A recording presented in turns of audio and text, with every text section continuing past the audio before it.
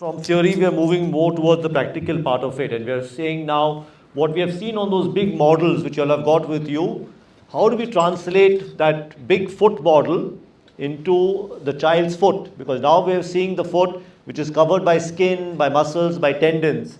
And whatever we have felt in that foot, we are trying to translate that into a small child's foot. So not only is the size smaller now, but it's all covered, so you can't see where those bones are.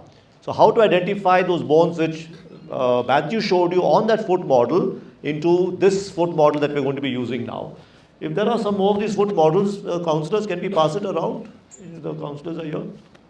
If we have these foot models, maybe they are here. So you can pass some of these around. Whoa. Okay, so I think what Matthew spoke to you earlier is important to understand. All right, and the reason is, and for those of you who are exam going, the common question is, how does the Ponseti method work and why is it so successful? Because Ponseti just didn't take the club foot and say, oh, this looks crooked, let's just straighten it this way. All right, so he understood the biomechanics and he understood the biology. So the simple question, if someone asks you, why is the Ponseti method successful, or how does the Ponseti method work? The answer is very simple. It's because it's based upon the biomechanics of the subtalar joint or the kinematics of the subtalar joint and understanding the biology of collagen. Okay? So what did Ponseti understand is exactly that. I wish that boat pictures put up here all the time, because that boat video is so important. And next time you'll go to 𝐬𝐸𝐷𝐿 and you're on your bike and you go and see those boats moving in the Ganga, think of that 𝐬𝐤𝐢𝐚 which is moving around. Yeah, because I heard 𝐬𝐸𝐷𝐿 is known for all the BHU students who are there all the time. So next time you're going there, remember to look at those boats. Don't just sit in Tikila and sip tea and coffee, but go there and see the boat moving in the Ganga, because that's exactly what is happening with the 𝐬𝐤𝐢𝐚. Okay? So this kinematics is very important. And Matthew also asked, maybe he didn't, but how many bones are there in the foot? So anyone knows? 26. Very good. Easier to remember is, as Matthew always says, the number of letters in the English alphabet. So the 26 bones in the foot. But if you ask a clubfoot specialist, and all of us are supposed to be clubfoot specialists, how many bones are there in the foot? The answer is only 2. Okay? And what are those 2 bones? The talus and the calcaneopedal block. Because for us, all those bones are only names. They don't mean anything to us at all, because there is no movement. Okay? So the only movement that occurs in the foot, we're not talking of the ankle joint. The ankle joint is the tibiotalar joint, which is plantar flexion, dorsiflexion. If you go below the talus, there's only one joint which matters to all of us, and that is the subtalar joint complex.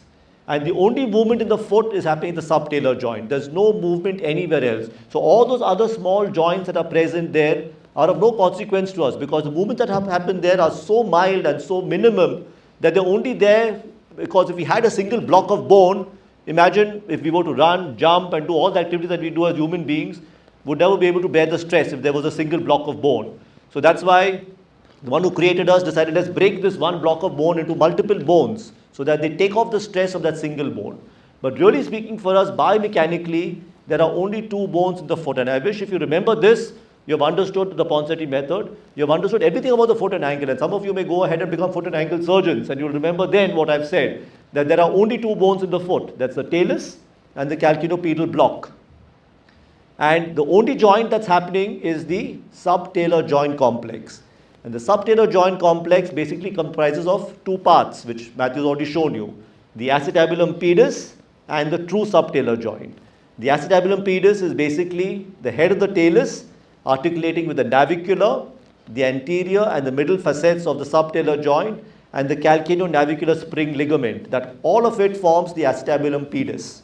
Okay, so just as the acetabulum in the hip joint is made up of 3 bones, the ilium, the ischium and the pubis, same way in the foot, the acetabulum pedis is made up of the head of the talus articulating with the navicular, the anterior and middle facets of the subtalar joint, and the calcaneonavicular spring ligament. All of this forms the acetabulum pedis.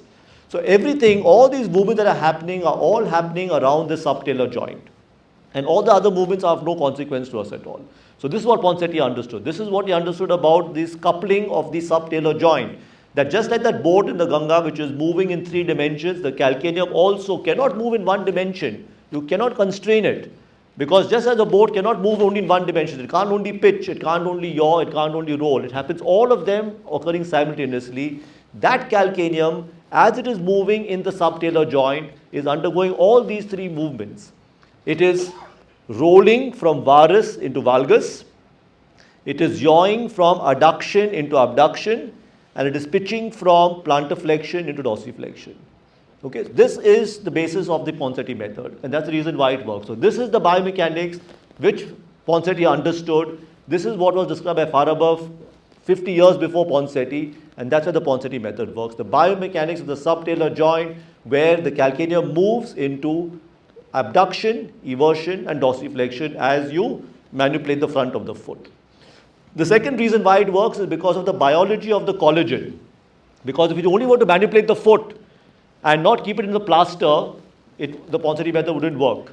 And that's why you know that the Ponseti method comprises of manipulation and casting. Now, why do we have these two phases? Because it's not just the biomechanics, it is the biology of the collagen as well. And you know that all these ligaments and tendons comprise of collagen. Now, what is the specialty of collagen? As Matthew's already shown you, collagen is not straight. All right, it has got waves. It's a wavy structure. And what is that wavy structure called? Crimp. Excellent. So that crimp which is there in collagen, what gives us its property of elasticity. Otherwise it would be a straight thing like bone. So what does collagen have? It has this crimp. Now what we are doing with the subtalar joint is the biomechanics. But what we are doing with the collagen is the biology of the soft tissue.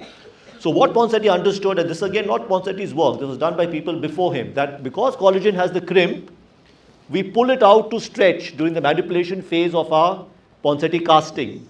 Okay, so when you see a clubfoot, we don't just apply a plaster. We manipulate and we cast. So therefore there are two phases of the Ponseti method. There's a manipulation phase and there's a casting phase. So what does the manipulation do? The manipulation takes that collagen which is in a crimp form and straightens it out. And what is that phenomenon called? Anyone? It's called creep. Okay, so when you pull collagen out to length and you make that wavy bundle like an elastic band and you pull it out to length. So it's like an elastic band and you pull it out to length. That is called creep. Okay, and then what happens with that collagen which is there under creep? Will it stay that way? No, because the inherent property of collagen is to become wavy. So the collagen gets back its crimp again. But now that collagen is no longer in that fixed position, it has become a longer elastic band. So you have taken it from here, you have pulled it out, the fibers became straight, and then because collagen inherently wants to form a crimp, in that lengthened position, the crimp has reformed. Okay? So now when you take the next plaster, you no longer have the same length of collagen. You have got a longer filament of collagen now because the crimp has come back. Okay? And then you cast the foot. And that phase of where the crimp comes back is called stress relaxation. So remember these few biological terms because this is relevant to you everywhere in orthopedics. Whenever you're looking at soft tissue, there's crimp, which is the normal wavy shape. When you pull it out to length, there is creep. And then when the wavy structure comes back in the lengthened position, that's called stress relaxation. So this is why the Ponseti method works, because by the manipulation, you're achieving creep. And by the casting, you're achieving stress relaxation. Okay? So this is why the Ponseti method is useful, because it is based on the biomechanics of the subtalar joint, where the calcaneum is moving into abduction, eversion, and dorsiflexion, just like the boat in the Ganga. But also it is working on the biology of the collagen, where the crimp of the collagen is taken up to cause creep and stress relaxation. And that's the reason why the plaster. So that's your answer. That why didn't Ponseti method just consist of manipulation? Why don't we just bring the child, manipulate, okay, go home now. Okay, come back the next week, let's manipulate, go back home. No, because then we are only fulfilling one part of the Ponseti method, which is the biomechanics of the subtalar joint. But what happens to the biology, which is based on creep and stress relaxation? Okay, so if you've understood this is the Ponseti method. Then whatever we are practicing on the children is what we then know from our theory, that that's exactly what we are doing on this young child. So to achieve all of these principles, now we come to our hand positions, because if we don't put our hands in the right way, then we won't be able to achieve what Ponseti achieved with his biomechanics and with his understanding of the collagen. Because now we no longer have those bones with us. Now we have a flesh covering the bones, We have got soft tissue, which is the skin and the tendons and the collagen and everything. So how do we find those same things in that bone model now on this foot? Okay. So obviously that the idea is, if you're looking at the biomechanics, the key for us to understand is the fulcrum. So where's the fulcrum of correction here? In the two bones that I described, it's in the head of the talus. Alright, so the head of the talus is your fulcrum, and your calcaneopedal block is your lever, because to correct any deformity, you need to have a fulcrum and a lever. So the fulcrum is the talar head, so we need to identify that talar head, and then we have a lever which we are working on to achieve the biomechanics of the foot. So how do we find that? So the first step is, always look for the lateral malleolus first. Don't try and find the most prominent point on the foot. That's a common mistake that we make. Okay? The most prominent point in a club foot, if it's a non-walking child, yes, you're right, will be the talar head. But when you start walking on a deformed foot, the place which becomes the most prominent is the 𝐬𝐞𝐝𝐢𝐷 joint, because we are working on that. That's where the callosity forms.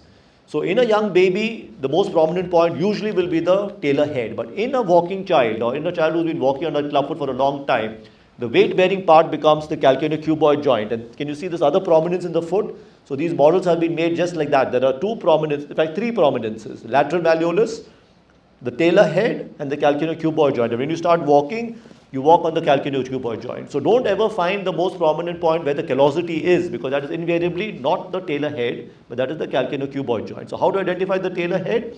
The easiest way is, as Matthew showed you. Find the tip of the lateral malleolus, go a centimeter in front and slightly below, and the most prominent point on the dorsolateral aspect of the foot is the talar head. And how do you confirm that's the talar head? Because when you put your finger on the talar head and move the foot, the navicular should start covering the talar head. There's movement. Alright? So when you see that movement and your finger starts getting covered by the talar head, by the navicular, you know that you have identified the talar head correctly. So the first step when you start the manipulation process is to identify where the talar head is. The easiest way, find the lateral malleolus, go a little in front and slightly below. The most prominent point on the dorsolateral part of the foot is the talar head. And once you've got your fulcrum, now you need a lever. The lever is the whole calcaneopedal block. And the easiest way to manipulate the calcaneopedal block is by putting our finger over the first ray, not the first toe, because that will break at the metatarsophalangeal joint. You want to hold the whole first ray and use that as the lever to manipulate the foot. Okay. Now the mistake I've commonly seen is that people hold the calcaneum and identify the talar head and hold the foot like this, and that's a big mistake, because we know that if you hold the boat in the Ganga, the boat cannot move. And if the calcaneum is restricted and held by your fingers, the calcaneum cannot move. Okay. So the first step is to get these fingers out of the way.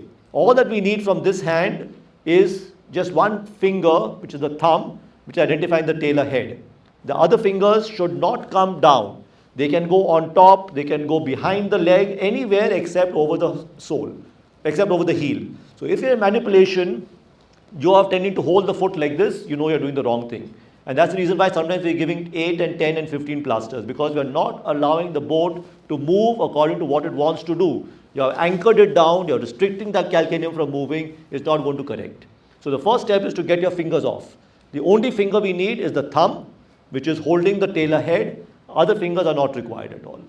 From this hand, you need the index finger, which is going over the first ray, and you're working on abduction of the foot.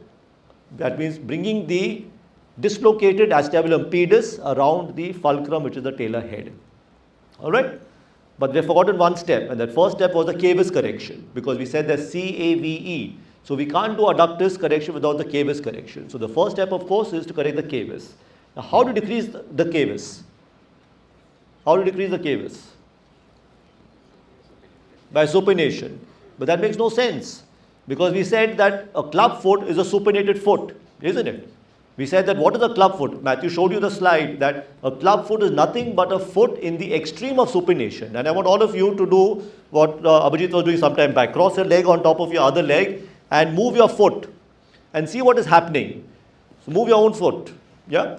So take your foot and start moving it. So what you'll see with your foot is there's a movement which is down and in and up and out. Okay. So down and in is basically adduction, inversion, plantar flexion. And up and out is abduction, eversion and dorsiflexion. So this is a couple movement occurring at the subtalar joint complex. But in addition, what is happening in the forefoot now? So at the subtalar joint, this is what is happening. But in the forefoot, though the whole foot is supinated, the forefoot is in relative pronation with respect to the hind foot. And why is that happening? That is happening because the foot is a tripod. Okay? So it needs three structures for us to weight bear. If you see our foot is not flat. Okay? Our foot has got 3 points of prominences, which is the calcaneum, the first metatarsal, and the fifth metatarsal. And that's a stable, because you can't walk on 2 points. You can't walk on 1 point. You need 3 points to stabilize your foot, and that's a tripod. Now, when you have a supination deformity and the whole foot turns in, what has happened? You have destabilized your tripod. So the foot wants to come back to the tripod state. The only way it can come back to the tripod state is for the forefoot to pronate, to bring that first metatarsal down so that the tripod is restored. And that is why if you look at all deformities of the foot, and that's the reason why it takes time for us to understand the foot, and people who are doing foot and ankle surgery understand the complexity of the foot, because the foot is a tripod and all these deformities are not just in a single plane, but they are all torsional deformities. And if you read Vince Mosca's book, he talks of all foot deformities are like a towel. So you take a kerchief or a towel, and all foot deformities are torsional problems. Okay? The whole foot never ever turns this way or that way. So if you see a club foot, the full foot is in supination, but the forefoot is in relative pronation with respect to the hind foot. It's exactly the opposite in a plano-valgus deformity. In a plano-valgus deformity, the whole foot is abducted and everted, but the forefoot is in relative supination. And the reason why these twisting things happen is because of the tripod nature of the foot. So it's getting a little complex, but we are understanding why this complexity is coming in and why we are doing certain things. So never ever do something if you don't understood the basics behind it. That's the reason why we say the Ponseti method is so useful, because there's all science and reasoning behind it, and we are all people of science, and we should never do something because someone said, and because Ponseti said do this, that's why we're doing it. Because commonly in the exam when I ask, so why are we supinating the foot to correct the 𝐬𝐨𝐜𝐿, and everyone is blank. I hope it's not the case now. So we know why we're supinating. Because as an examiner, I would say, if a clubfoot deformity is a supination deformity, where you're looking at the extreme of inversion of the hind foot, why are we supinating the forefoot to correct 𝐬𝐿? And the answer is what I've told you. It's because of the tripod nature of the foot. It's because all deformities of the foot are three-dimensional. All deformities of the foot are torsional problems, because to restore the tripod, so when you have a deformity, the tripod gets disturbed. Instead of the whole foot getting supinated, the forefoot gets pronated with respect to the hind foot. So all that you're doing here is to untwist the foot, because now you've got a twisted deformity. If you didn't correct this deformity of the pronation of the forefoot, if you only did abduction, you'll end up with a foot which is abducted but still twisted. Okay? And you have seen that sometimes. I've seen some feet where there's still 𝐬𝐿, and the foot looks otherwise fine. The foot looks abducted. The foot looks redundant anatomy. The foot looks in dorsiflexion, but there's still 𝐬𝐿. So it looks like a twisted, corrected foot, which is not what we want. So the first step of the Ponseti method is to untwist that torsional problem in the foot, to bring the forefoot in line with the hind foot. And that's again another question that I have. I've seen some people when they do the first cast and they say they're not understood the biomechanics, why we're doing this. And they say, oh, Ponseti said supinate. So what we do for supination is to do this. And Matthew said you're going to make the deformity worse. Yes, you're going to make the deformity worse, but you're not going to make it worse, which will never come back to what it should be. So how much do we supinate?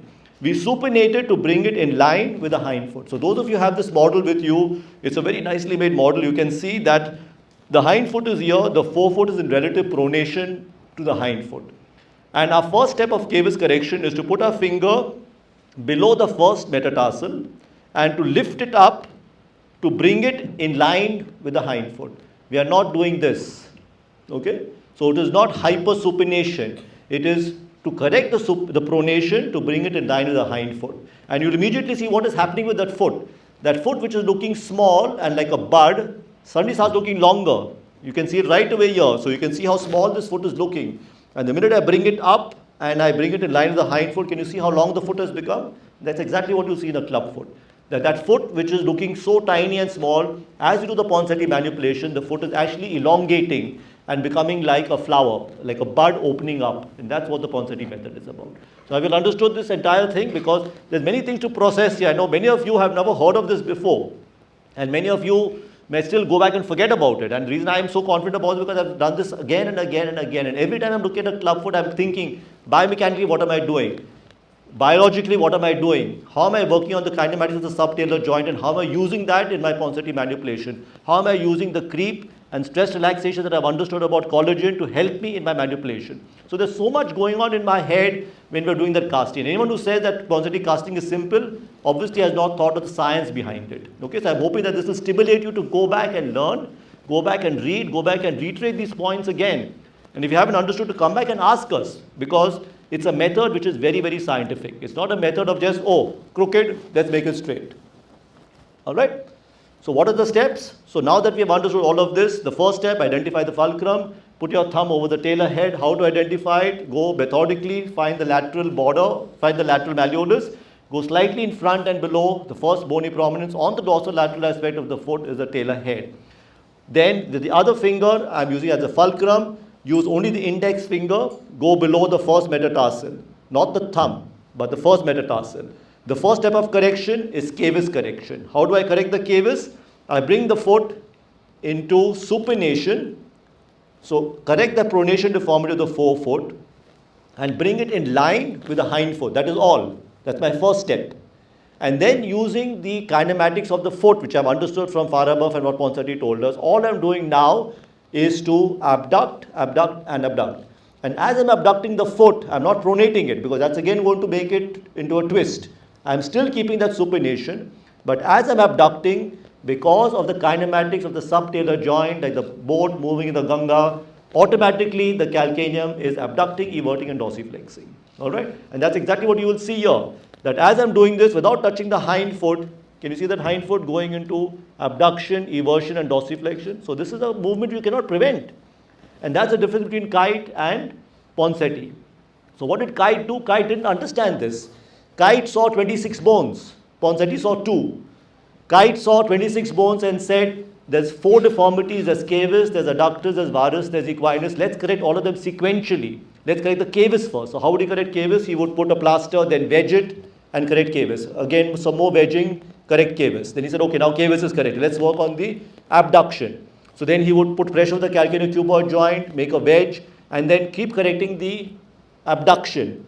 Once the abduction is corrected, then he say, okay, now let's look at the varus and make wedges and correct the varus. And he didn't understand that all of this can't happen separately. They are all happening together, because you cannot constrain the boat from moving only in one dimension. The boat has to move in all the 3 dimensions. And only when you allow that without touching the heel, that you will allow the boat to move entirely from inversion into eversion, from adduction into abduction, from plantar flexion into dorsiflexion. And that's an automatic movement without you having any control of. And it's all based upon the magic of the subtalar joint kinematics. Okay? This is the Ponseti method. Once you've understood this, there's nothing more to really discuss, because then when you see the child now you know what are the phases. Now you know how I do a manipulation. Now I know how my fingers are placed. And now I know what exactly is happening with the biomechanics and the biology of the foot. Okay? Any confusion? I know many of you, these are all new terminologies. Is that right? Because when it happened to me also, I had to go back and read it many times and understand what I'm trying to do actually. Because many of these are new terms, new terminologies, new understanding of how the foot moves. But remember that this will last you for life. It's like driving. Once you've understood how to drive a car, I don't think any of us starts focusing on the gears now, because we all know automatically where those gears go. And that's exactly what happens in the foot. This is not just for club foot, this is for anything in the foot. So if you're becoming a foot and ankle surgeon, or even if you're not, anything around the foot and ankle is based on the same biomechanical principles and the same biology of the foot. The tripod nature of the foot, the torsional profile of the foot, the fact of the kinematic coupling of the subtalar joint, the fact that the foot consists of just 2 bones, the talus and the calcaneopedal block. It's all the same thing. Okay? Yeah, I know, a lot to process. Maybe time for lunch. Yeah, but this is what the whole Ponseti method is about. So once we have done the manipulation, once we have applied the plaster, we have understood this biomechanics and we have understood the biology of the collagen. But remember that once the casting has been put on, the cast is help you to maintain that stress relaxation. So the casting also is important how to apply. And once the cast is applied, you can no longer manipulate the foot. Okay, and I've seen again some people making that mistake. So if any of you are finding that you're doing 15 and 20 plasters, go back and find out why. So now that you've understood the biomechanics and the biology, what I've seen some people do is that they have done the manipulation, so that part is over. Now it's time for the casting. When they're doing the casting, instead of holding the foot in the corrected position, they are trying to do it by themselves. I've often seen people do Ponseti casting by themselves. It can never happen. The Ponseti method requires two people, always. The second person may be anyone. It may be a cast technician, it may be a counselor, it may be a physiotherapist, it may be a parent of the child. Anyone who's there to hold the foot. So I'll bring the same analogy back to fractures. All of you have casted fractures. All of you have done forearm fractures in children casting. Yeah? Okay, that's the basis of orthopedics. All of us do.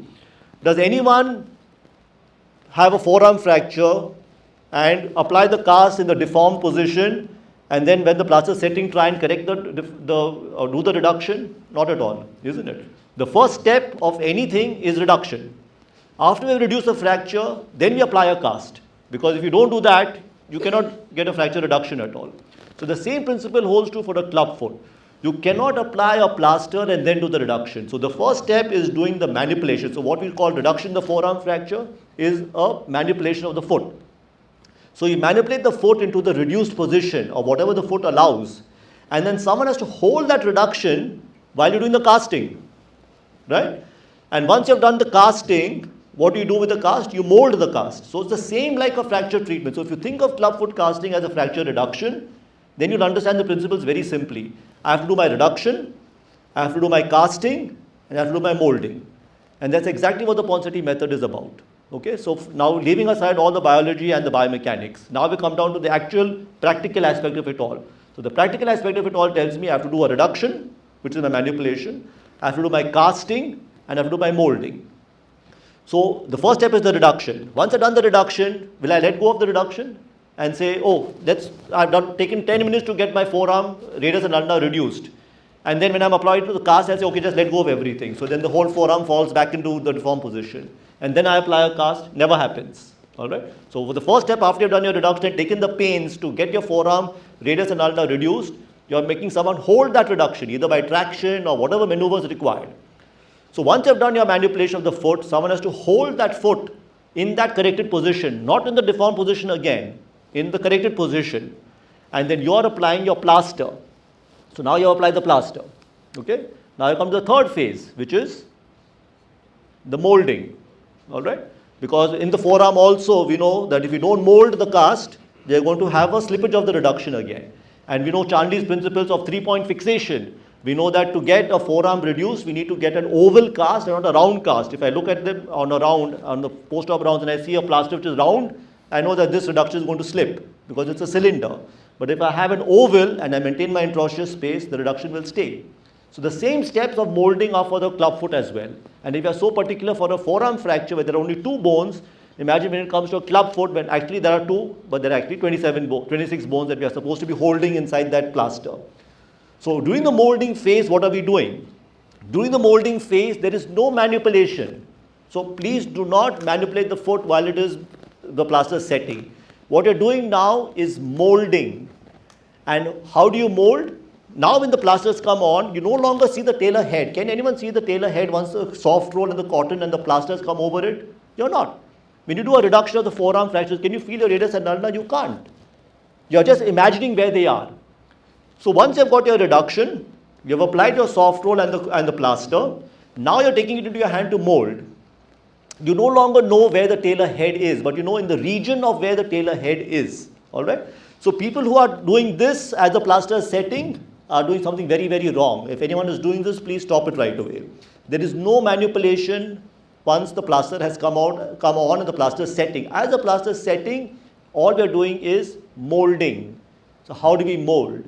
So molding now has to be a little different, because if we start doing this, what's going to happen? You're going to get a big pressure sore over the tailor head.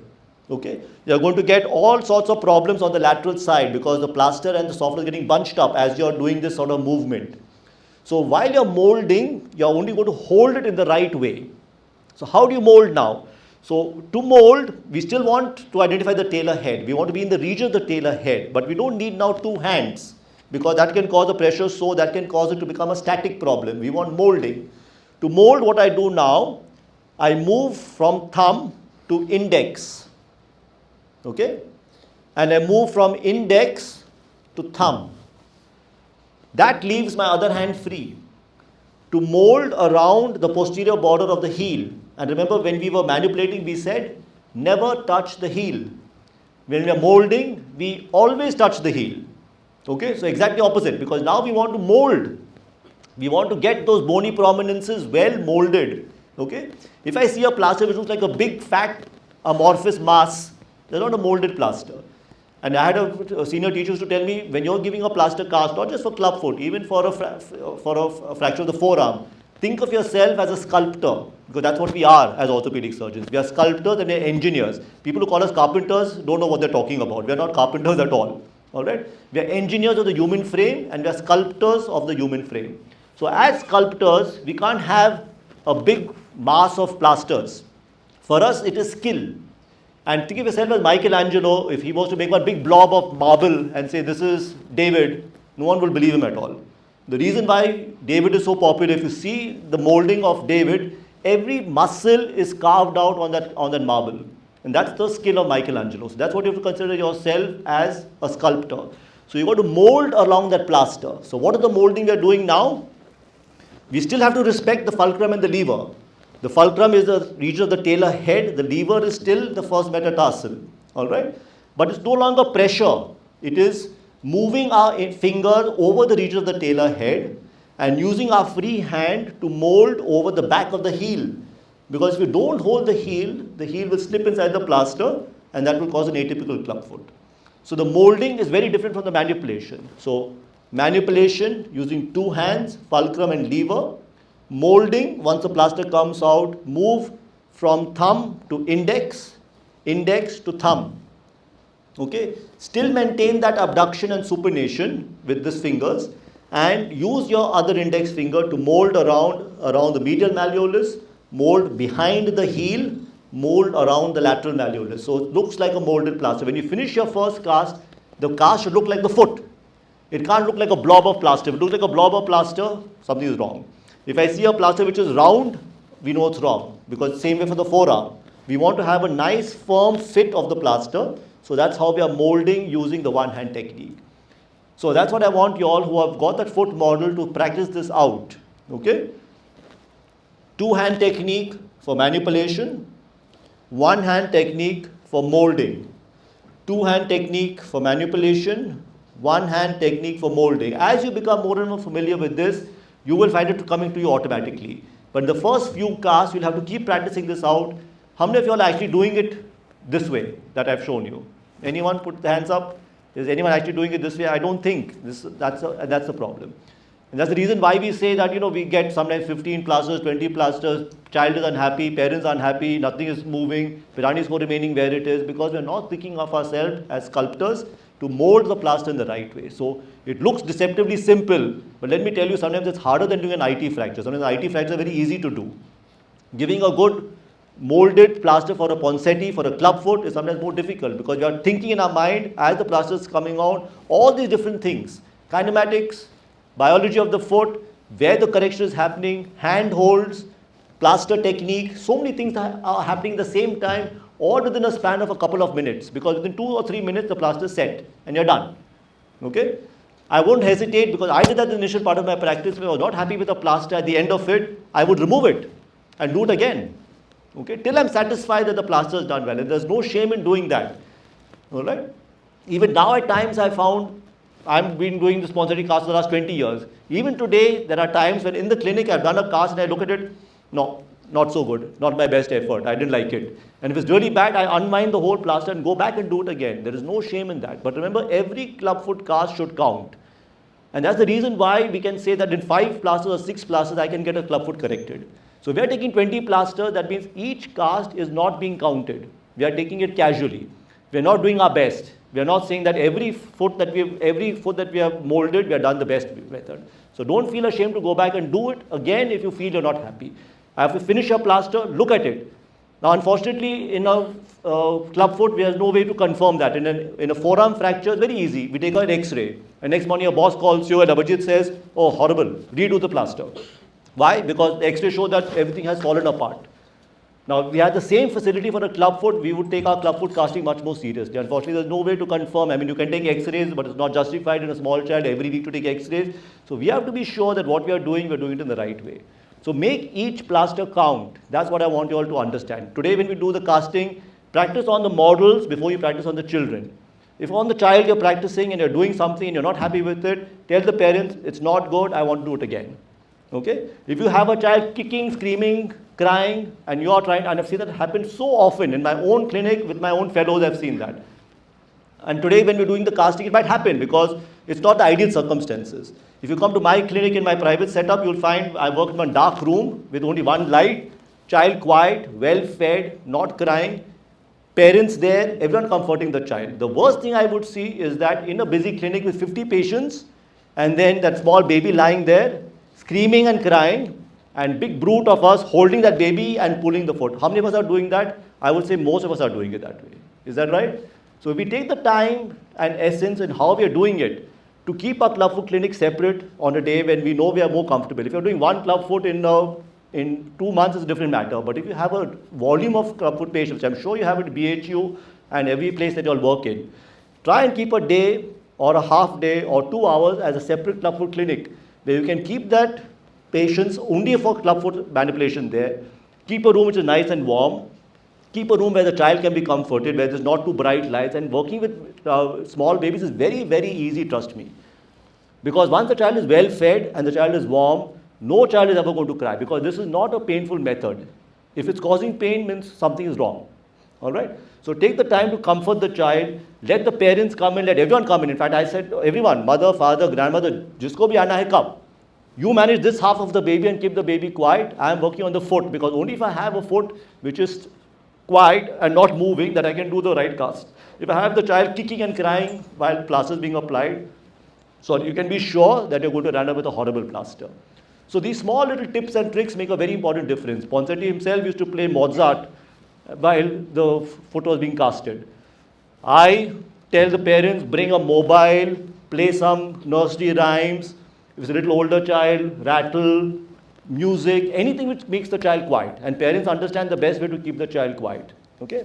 So take this effort, keeping the child quiet and doing the casting the best possible manner so that every cast that you give counts. Every cast should be the best cast possible.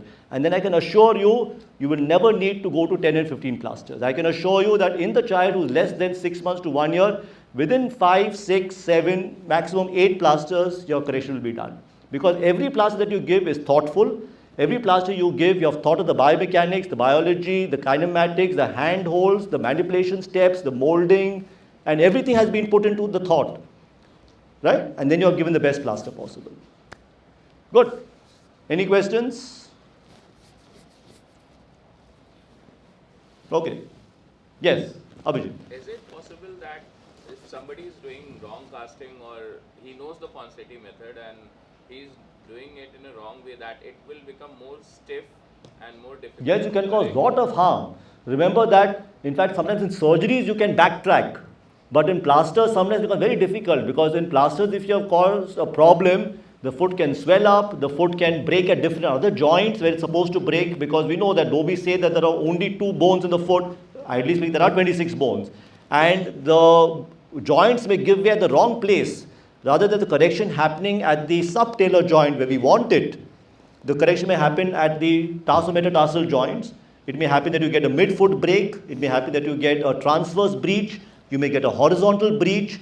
You can cause all sorts of problems because remember, this is a child who's like 5, 10 kgs and we are like 80, 100 kgs. So it's very easy to put pressure on a child and cause problems with our casting. So remember, everything should be done delicately. Everything should be done in a manner that doesn't cause pain. Everything should be done very thoughtfully because you're very right that you can cause a lot more problems with plasters than sometimes even with surgery. So all our plasters should be done very, very carefully. Just the right amount of padding, the right amount of pressure, the right amount of molding. And that's why we're going to spend the next half day after lunch to work on our plaster skills, on our molding skills. Because all the theory that we have learned in the morning has to translate out. So if it remains as theory, it's no point. The reason why we spend so much of time on all this theory and speaking about why the Ponseti method works, how it works, is to make you better technicians down to your plaster skills. Okay? And that's the reason why we have this training course. Otherwise tomorrow we could have just called 20 plaster technicians who are very good in plastering and tell them, chalo beta ye kar do. They cannot do it. They can't do it because they don't know the biomechanics, they don't know the biology. They're just doing it mechanically, and that will not work. And that's why we are empowering you through our trainings to understand what we are doing and why we are doing it. And then only you'll become a skilled person. It's like for surgery, that if you don't know why we're doing that particular surgery and how to do the steps of the surgery, you're just a butcher. You're no longer a surgeon. Okay? So the same principles work here for casting, that we have to be as sculptors and as engineers of the musculoskeletal system. Remember, as orthopedic surgeons, we are very, very privileged. We are doing things which very few people are capable of. And upskilling ourselves all the time. Every cast, we are upskilling ourselves. Every surgery we do, we are upskilling ourselves. And that's why you'll find that over time, we become better and better. So that's what we should be attempting to achieve. Okay? Good. So one question, sir. In how many percent we can recommend RadioTap, or shall we recommend RadioTap? So very rare that we really need. Why? Because first of all, in the young baby, everything is cartilaginous. You can't see much of the bones. The only bones that are sometimes ossified are the metatarsals. So what are you going to see in that? Okay? So when so much is cartilage, X-rays are not going to tell you anything at all. So that's why we hardly recommend X-rays. They are not much of use to us. We know that we can feel the same things with our fingers. And it's only once in a while you have an older child where X-rays may be justified. But otherwise, we recommend that no X-rays are required at all. Okay? Because you won't see anything. So what will you see?